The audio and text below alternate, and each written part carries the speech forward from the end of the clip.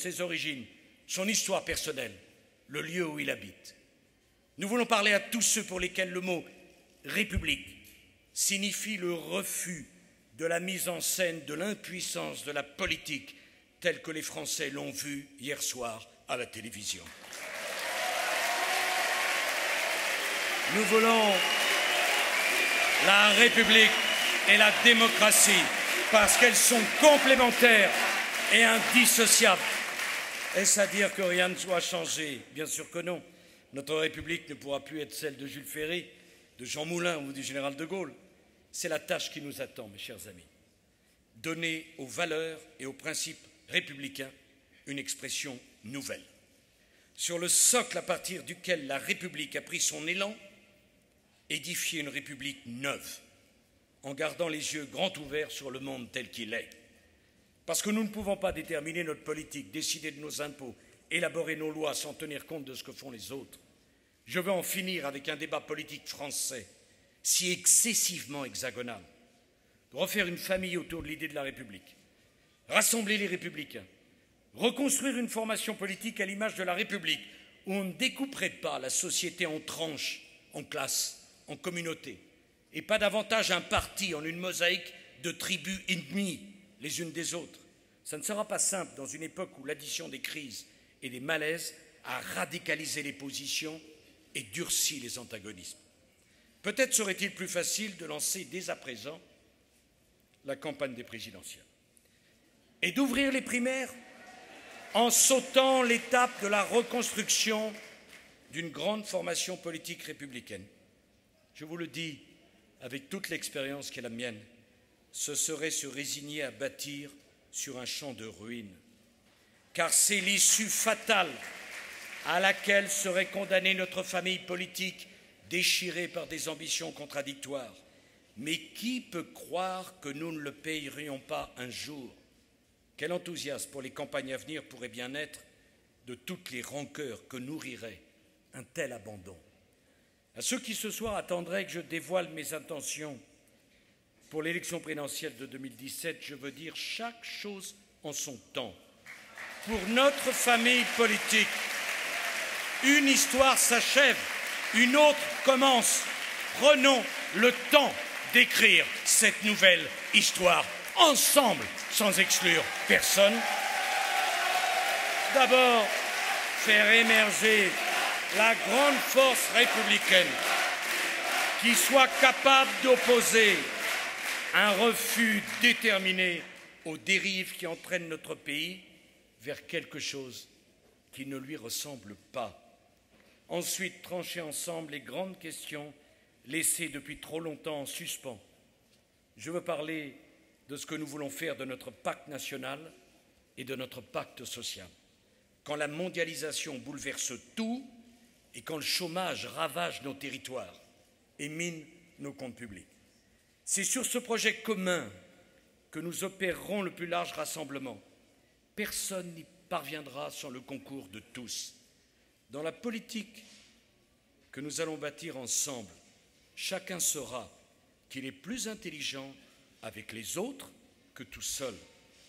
La grande formation politique moderne que nous allons faire émerger ne sera pas qu'une grande force d'opposition, elle sera une grande force de proposition, d'imagination face aux grandes mutations du monde, à toutes les crises qu'elle engendre et à toutes les chances qu'elle offre aux audacieux. Et vous verrez, mes chers amis, qu'ensemble, nous allons réussir de grandes choses. Ensemble, nous allons dessiner les voies par lesquelles la France va retrouver sa grandeur. Vous serez au cœur de ce nouveau grand projet politique.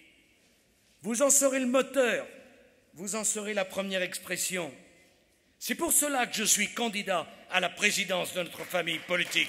Plus le mandat que vous me donnerez sera clair, plus vite nous remettrons notre famille en ordre de marche. La République nous appelle.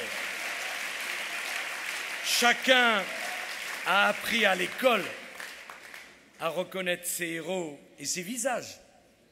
Les soldats de l'an 2, les hussards noirs, Lamartine, Victor Hugo, les tranchées, la France libre, les maquis. Gambetta, Clémenceau, De Gaulle, Jean Moulin, ils nous ont fait ce que nous sommes. Mes chers amis, la République a 1000 visages, mais la République n'a qu'une seule âme. La République n'a qu'une seule pensée, à jamais tournée vers la justice et vers le progrès humain. Au fond, c'est la République qui nous confère une mission dans le monde. La République, c'est la démocratie à la française. La France, fille aînée de la République. La France, disait Clémenceau, hier soldat de Dieu, aujourd'hui soldat de l'humanité. La France, toujours soldat de l'idéal. Voilà notre France, la vraie France, celle que nous ne voulons pas laisser mourir. Ce n'est pas pour nous, ce n'est pas pour un parti, c'est pour elle que nous voulons nous battre et mettre notre vie au service de cette ambition. Vive la République et vive la France!